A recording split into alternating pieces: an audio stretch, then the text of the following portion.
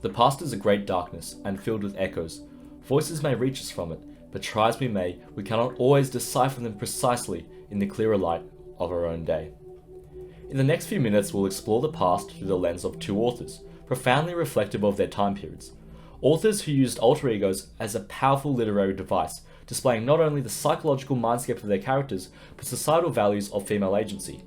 Margaret Atwood's dystopian novel, The Handmaid's Tale, and Patrick Hamilton's novel, Hangover Square, explore means for characters to escape their present world through the creation of alter egos, blurring the line between reality and fiction. Atwood comments on the backlash by evangelical Christian groups against changing societal ideas. Hangover Square reveals the effects of modernist values and a declining faith in traditional institutions. Patrick Hamilton presents the character of George Bone, stumbling his way through pre-war London, a conservative fish out of water in the bohemian, decaying setting of Earl's Court, struggling to fulfill changing societal expectations, instead retreating into his own dead mood. Hamilton's use of third-person narration, interspersed with George's thoughts, make us question the intentions of the narrator. Is it simply an omnipresent figure? A more cynical person like myself would instead see it as framing George's and thus Hamilton's thoughts through a supposedly unbiased lens, kind of tricking the reader. Without a doubt, Hamilton provides an extremely negative view on women and capitalist society. However, to the dismay of our students, analysing the novel isn't as easy as that. We have to delve into the mind of a man too afraid of Netta's loveliness. George's dead moods are a method of escape from reality, a collision between traditional and modernist values. In his dead moods, he's free from the confusion of the modern world, allowing him to focus on his illusions. However, we also see his traditional views in his frustration in being unable to net Netta. It's in her very name, a motif for George's desire to have a relationship with her, to go away and live on a chicken farm in Sussex with her. Who wouldn't want to spend the rest of their life on a chicken farm? Maybe it's the smell. The metaphor of the chicken farm highlights George's desire to reform her. However, much like drills on a Friday, the ultimate goal is to entrap, not to reform. Ada Wofford presents that George tries to trap Netta in this marriage in his attempt to fulfill societal expectations, his anger in Netta refusing to alter her character and become George's toy doll.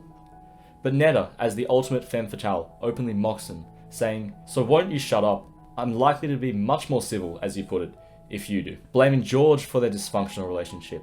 As a result, George believes that he has to change himself to get Netta, personifying societal pressures such as traditional gender roles. Hamilton suggests that Bone's schizophrenia/alter ego is due to societal gaslighting as a direct result of capitalism. We feel a lot of second-hand embarrassment as George bears the brunt of Netta's manipulative tendencies, her femininity being a murderous utensil, leaving George forever stuck in her imprisoning fields of radiance, a metaphor for how trapped he feels by societal pressures. Ultimately, George fails his one goal to get Netta, instead retreating into his dead mood.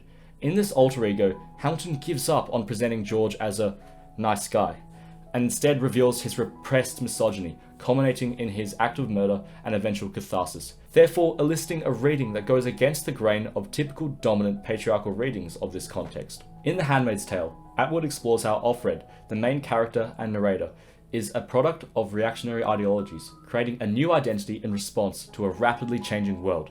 Being forced to change her name to Offred, her previous name, which no one uses now because it's forbidden, is repressed.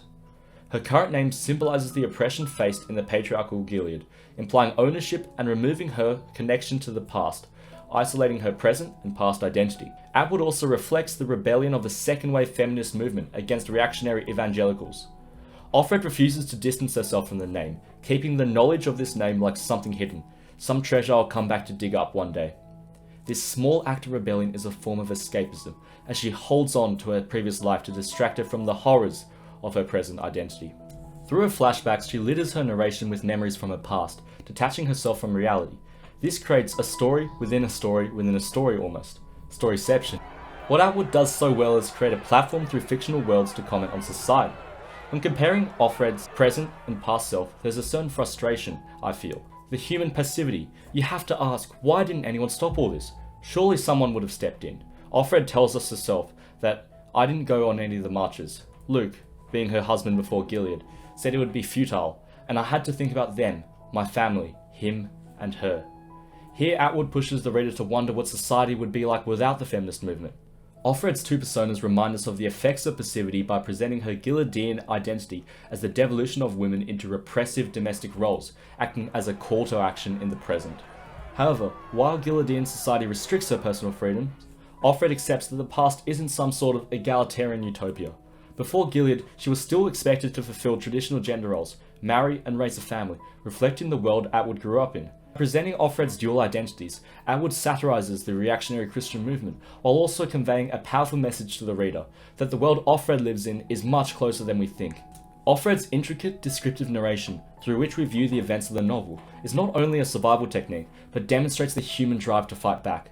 She rebels in the face of oppression as she refuses to conform by forgetting her memories. By creating her own identity, the flashbacks are a form of escapism, a metaphor for the progress made by women in the past. Furthermore, by choosing Offred as the protagonist, Atwood not only subverts the male-dominated dystopian genre, but empowers Offred, giving women agency. Ironically, the commander, Fred, who Offred has been assigned to, though set to benefit the most from the conditions as a man, clearly suffers under the rigid rules and societal structure that men created. Though he imposes his power by enforcing gender roles within his household, he develops a close relationship with Offred. He creates a different identity, drinking, going out, playing secret Scrabble games. Scandalous, I know. Offred assumes the role as Fred's wife, wearing her sky blue cape as a good wife should. He lives two lives, one as the commander, as faithful to his wife as he is to his country, and his alter ego, Fred, who has a secret, cruel affair with his handmaid. Highly forbidden, yet it's his escape from Gillidian society. Much like Offred, he copes with Gillidian society by creating another identity. Ultimately, neither novel reaches a satisfying conclusion, leaving the future purposefully vague. Hamilton and Atwood utilize the alter egos of characters to present contrasting societal ideas through the effect on the individual. Both authors challenge readers to question gender roles, misogyny, and our innate passivity. They make us choose what reality we really want. Otherwise, life will go on without us anyway.